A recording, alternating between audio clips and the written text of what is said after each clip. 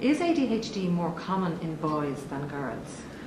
Yes, I mean, most statistics show that it is more common in boys than girls. I kind of do a bit of a sigh there because I think also boys make the most noise.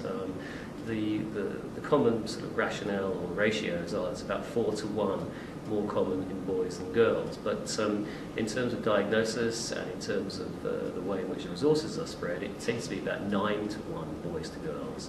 I think there's many reasons for this. Number one is that I think the hyperactivity is always the area that is seemingly the most sort of obvious one for people to target.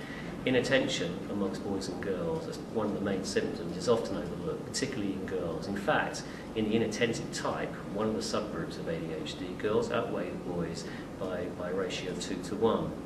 I think many girls, unfortunately, drift through school, particularly the primary school, and it's at that point really in which their needs are not being met at all. They're almost invisible children, really, and the real problems emerge at secondary school when they have fallen behind. There is learning delay, there is sometimes social discord because they're unable to fit in with the other girls, and bullying occurs. And I think that often the issues with girls are more latent, and sometimes they're more introverted in that girls may well do self-harm and depression, those sorts of issues. The boys make it very obvious that they have their needs by the hyperactivity and impulsivity.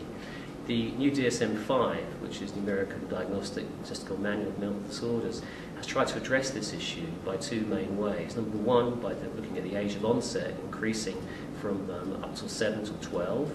And that's really to pick up those girls and boys, I would say, who have inattentive symptoms that aren't as obvious in the classroom and teachers do not pick up.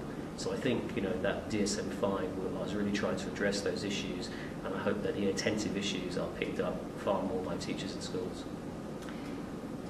And is ADHD more common in certain sectors of society? No, not at all. It's across the range. You don't just have dyslexia in one socio-economic class, nor do you have ASD in one socio-economic class. Why would you have ADHD in one socio-economic? It doesn't make sense. I think the issues are sometimes that new terms that come in that are seen as behavioural are sometimes misunderstood by the media, particularly when it comes to socio-economic class. We know what we're talking about here. We know the media stories about poor parenting. I'm afraid that this issue was also something that ASD had to understand, autistic spectrum disorder, and even dyslexia itself. 20 years ago, the media was saying it was actually a socio-economic issue then, because they were saying it was the middle classes that were using dyslexia as an excuse for their children.